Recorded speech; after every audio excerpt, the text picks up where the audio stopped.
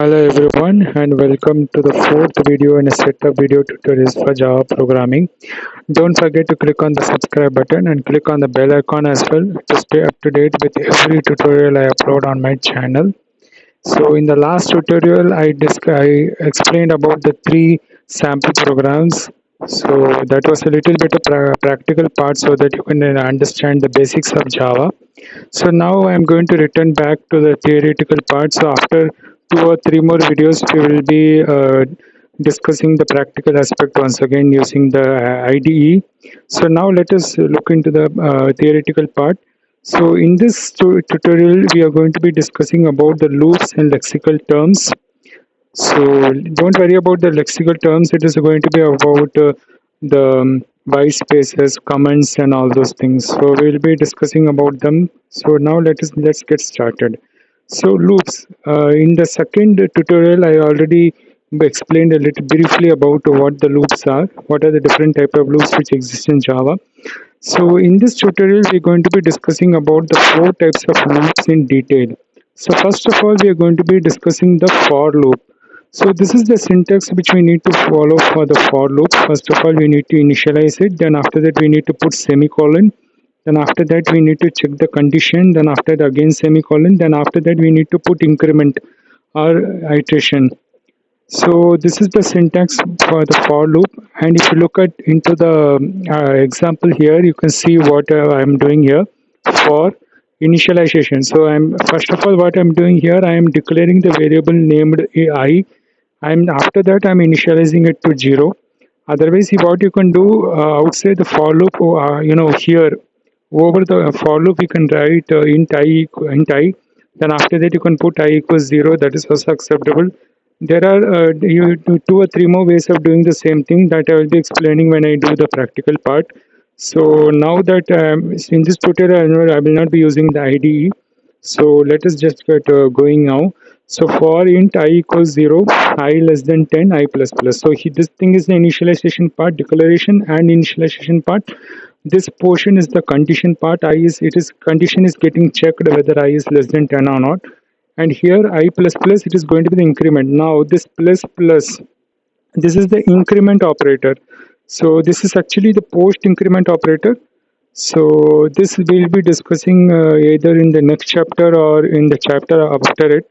So that we'll see later. So this is a post increment operator. So first of all, it is going to use the value. Then after that, it is going to increment it. That is the concept of post increment operator.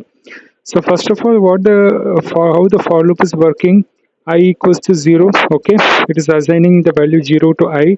It is checking whether 0 is less than 10 or not. And then after that, I plus plus. I plus plus means the value of I is going to remain the same. After it goes to the first line of the for loop, then the I value will become 1. So now what is going to happen is it is going to execute the for loop. Then after that, once again, when it goes upwards, it is going to check 1 is less than 10. Oh, it is fine, condition is true. Then after that, it is going to increment it. So in the same manner, the loop is going to keep on getting executed unless and until the value of I becomes 10. As soon as the value of I becomes 10, it is going to come out of the loop. And that is the reason why for is an entry control loop. Why it is an entry control loop? The reason is because the condition is checked during the entry. The condition is not getting checked during the exit. Okay, here if I write I equals 11 instead of 0, if I write I equals 11, this loop is not going to execute it even once because 11 is greater than 10. It is not less than 10, right? So this loop will not get executed even once. That is why it is an entry control loop, because the condition is getting checked during the entry. So now let us look at the for while loop. So while loop is also just like the for loop. So here what is happening, here we don't have the complicated syntax like this. Here actually the syntax is very simple. Simply we need to put while, then open the bracket, and then we need to write condition and close the bracket. And these are the opening braces and closing braces for the while loop. That also we'll be discussing very soon in this tutorial itself. So now again, while it is also entry control loop. So here also once again the same thing is going to happen just like the for loop. So if the condition is less than, like for example, I'm writing I less than 10 as the condition, then until and unless I is less than 10, the loop will keep executing. The very second I becomes either equal to 10 or greater than 10, the loop is going to get terminated. So that is the how the while loop is going to perform. And one more thing which many novice programmers they do is like for example I'm writing I less than 10 and assume that I'm writing I equals to 0 above a while. Okay, I'm writing I equals to 0, then in the next line I'm writing while condition. Okay, I less than 10 assume. Then what I will explain this more, in detail with the help of the program in ID. So you don't need to worry about it right now. But what many people do, they inside the while loop, they will not increment the I. So basically, what is going to happen? The value of I is always going to remain 0. Okay, then if they don't increment 0 less than 10, 0 less than 10, 0 less than 10, every time when the condition is going to get checked, the value of I is going to be 0 only, and 0 less than 10 it is going to be 0 only. That it will become an infinite loop.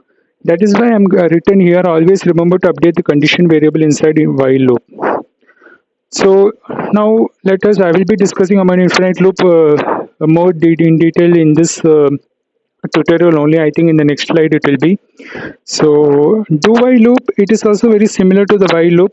Okay, but the only difference is that first of all we write do. Okay, the do is a keyword actually. Then after that this is the opening braces and close the braces. As after the close braces we write while condition. Then after that we write this semicolon. This semicolon is mandatory, otherwise this do while loop is not going to work. So here, after the while condition, we don't put semicolon, and here also in the for loop also we don't put semicolon. I will also show you what happens if we put the semicolon. So that will be in the practical aspect when I show through the IDE. So this is also similar to while loop, but this is the difference that it is an exit control loop. Now here, as I said earlier, the condition is going to be checked during the entry only. That is why it is the entry control loop. It is just like the for loop. Okay, so here if the condition is false, this while loop will never get executed. Like for example, I'm assigning the value of I to 25, and then here in the while loop I'm putting I less than 10. Then obviously 25 is greater than 10, but I am checking whether 25 is less than 10. The condition itself becomes false, so this loop will never get executed. So, but in the do while loop, the condition is not like that. I will also show you through the IDE. But the do while loop, it is executed at least once. At least once means whether whatever the condition is, whether the condition is getting satisfied or condition is not getting satisfied. It is the compiler is not a program is not going to look for that. It is going to execute it at least once. Because why the situation is like that is because the condition is checked during the exit. It is not checked during the entry, unlike a while and for loop. Okay, so it is checked during the exit, and because of this reason it is executed at least once. Now we are going to talk about infinite loop. So what is the infinite loop? Now if you look at this condition check carefully, you understand what infinite loop is all about. Now here what I am doing, I am declaring a variable I am assigning it the value of 10, and then I'm checking whether 10 this I is less than 20 or not. Okay, 10 is less than 20, no problem. But then look at here what I have done. Here I made a very big blunder. Instead of I plus plus, I am doing I minus minus. So instead of I becoming 11, it is going to become 9. Now I think you understand what the problem is going to be. In the first iteration, the value will be 10, but the next it will become 9. Then after that it will become 8, and it will keep on getting, decreasing. It will keep on decreasing. The value of I will keep on decreasing. At one stage it will become 0, it will become minus 100, minus 100 is less than 20, minus 1000 is less than 20. It is never going to come out of this loop, because I have written the condition, even the condition is correct, but I have, decremented it instead of incrementing it. So this is the, infinite loop. This loop is never going to end, and the program is going to, like there is going to be kind of bug in the program. So, it is not going to behave as I expect it to work, and loop is never going to end because of this I minus minus. So again, as I said earlier, I'll be showing the infinite loop also in the ID. So mostly I think it will be after in the another after 2 more videos or 3 more videos. So now let us discuss about the enhanced for loop. So this loop is very similar to the for each loop. Okay, so instead of for loop, we can use for each loop. Now, if you look at the syntax, like here, you don't need to necessarily write string here. Actually, I've written string here, but it is not necessarily, you don't need to write string here. You can put any type, you can even put int here. And here, should be either an array or it should be an array list of that particular, like for example, here I'm putting string. Here, it should be either, array of string or it should be array list of strings, something like that. So this is the enhanced for loop. So mostly it is difficult to create infinite loop with this thing because it automatically calculates how many elements are there in the string or how many array of string or how many elements are there in the array list, and accordingly it is going to automatically going to execute. So that is the enhanced for loop. So right now you just need to understand how the for loop is. We'll be discussing the enhanced for loop more detail later on. So now let us now this is the that lexical terms which I said earlier. So first of all, we are going to discuss what identifier is. So identifier means, like any class name, any variable name, any method name, whatever name you are giving to it. Like for example, in the last program, I gave class program or something like that. Program, class program. The name of the class was program. So program, that was a kind of identifier. It is identifying, the variable. It is very identifying the class, method, etc. So name of the class, name of the variable, that is called as the identifier. Now there are certain rules, which we need to actually follow when whenever we're choosing an identifier, because it is it means first of all we cannot use the keyword name. Okay, keywords Java. There are certain reserved words in Java, so I'll be discussing them in the next tutorial. So we cannot use those reserved words as identifiers. That is the first rule. Second rule is they cannot begin with a number. Okay, so now I'm just going to explain this examples of valid identifier. So program that I already used in the last tutorial, also program, class program. Then count. Okay, int count equals to 0 or int count, that is also valid. Average marks, this is also valid. Okay, this is the underscore, so this is also valid. Now, invalid identifiers to count. Now, why this is invalid? Here I have already mentioned that they cannot begin with a number. So here here it is beginning with a number 2. Then after that I am writing count. So that's why this is not valid. Now, why is this thing not valid? See, high and then minus temp.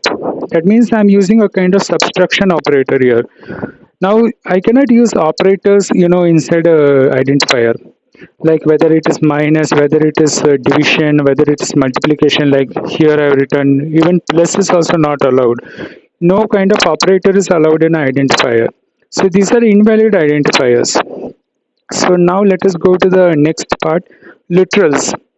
Now literals is nothing but it is the value of the variable. Okay, like in Java, in the next chapter we'll be discussing about the data types. So in the data types, there are a lot of data types, like we have int, we have character, we have string. Is actually, it is not exactly a data type, it is a class in Java. So then we have boolean. Okay, so like this, float is there, double is there. So a lot of data types are there, so they will be discussing them in the next chapter. So so literals means it is the value of the particular variable. Like here I have written 100. What is 100? Obviously it is an integer variable. Okay, so then YouTube, this thing, it is in double quotes, it is a string variable. Then after that, this is a character variable, it is in single quotes, if you can see. 78.6 here. So this thing is, what is this thing? This thing is a this float variable, and true, this is a boolean literal actually. So this is a integer literal, string literal, character literal, floating point literal, and finally this is the boolean literal. Okay, so this is the value of that particular variable, that is why it is called as literals.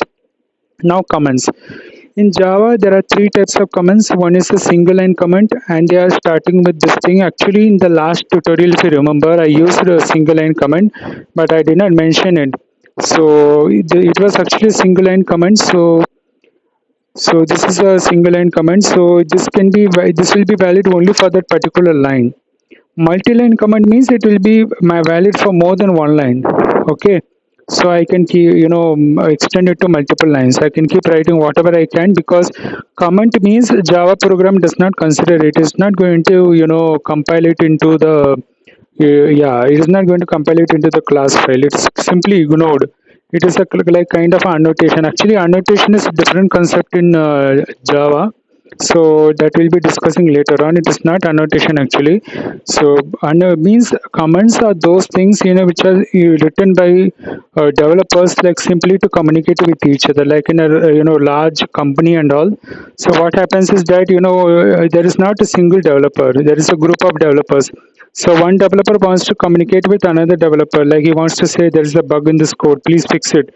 So what the person is going to do, he is going to write a comment about that particular code, and that code will be read by the another developer, and he will see, okay, there is a bug in that, and then he is going to fix it. So that is the function of comments. So that code is going to be ignored by the compiler, it's not going to execute it. So now multi-line comment, that is starting with this thing and it is ending with this thing. Actually this should not be there. I did not see it properly. Now documentation comments means it is going to start with, okay, this thing, and is going to end with this thing. So there is not a lot of difference between documentation comment and multi-line comment. The only difference is here, after this slash, one star is here, and here there are two stars after it. So this will be discussing in detail during the practical aspect. So when I discussed through the IDE. So now this is the separator. So there are different kinds of separators in Java. First of all, we have parentheses. Now parentheses, it is shown by this simple brackets, opening bracket, closing bracket, like this. So okay, so this is a very simple bracket. So this is used for method call, method definition, if statement, for loop, okay, while loop, etc. So mostly for all kinds of loop it is used. Then so braces, again it is shown by this particular symbol. So this is a like a kind of square bracket, I think. So this is used for block of code, okay, separating one class from another, one function from another, and all. So this is braces. Bracket, it is shown by this thing, and it is going to declare array types. And semicolon, if we talk about semicolon, it is going to terminate statement. In Java, you need to understand where you need to put a semicolon and where you should not put a semicolon. Actually many people, they put a semicolon in wrong places, like after a for loop, like after a while loop, after a like if statement. That is not the place where you need to put actually you need to put that semicolon. So you should not be used after if, for loop, while loop. So comma, now comma, wherever you're going to use the comma, we are going to use comma if you're declaring more than one variable in the same line. Okay, like for example, I write int, then after that I write x, then comma, then after that y, then comma, then z, then after that I put the semicolon. So it is going to declare x, y, and z, three variables in the same line. So that is going to save a lot of space, like instead of typing int x semicolon, then our next line int y semicolon, then next line int z semicolon, you can declare all three variables in the same line. So that is why mostly the comma is used. Then period, it is going to separate package name from classes, like for example java.sql.star, java.util.star, java.lang.star, etc. So that is where the period is going to get used. And it is also used in instance variables, like for example, whenever I'm calling the member function, or I'm going to access the data member. So mostly it should be non static, because if it is static, I can access it only through the class name. So it should be non-static. So even in static variables, we can simply access the static, whether we are talking about member functions or we are talking about data member, simply by writing the class name, then after that dot, then after that the variable name or the method name. So Here, if you're talking about instance, then object name, then after that dot, then after that the member function or the data member. So these are the different kinds of separators which we use in Java. So that is going to be the end of this tutorial. So in the next tutorial, I will be talking about the Java keywords, reserved keywords. There are about 50 keywords in Java. So I'll be discussing about them in detail in the next one. So at least you will get a brief idea key, like what are the different types of keywords, what are the various keywords used in Java. Then if I have time, then I'll be discussing about the data types as well. Otherwise, if the time doesn't permit me, then we'll be discussing only about the Java keywords. There are 50 in total. So that will be the content of the next video. So if you have any questions, then don't forget to post in the comment section below. And if you like this video, don't forget to like, share, and subscribe. And I will see you in the next video. So till then, bye and stay safe.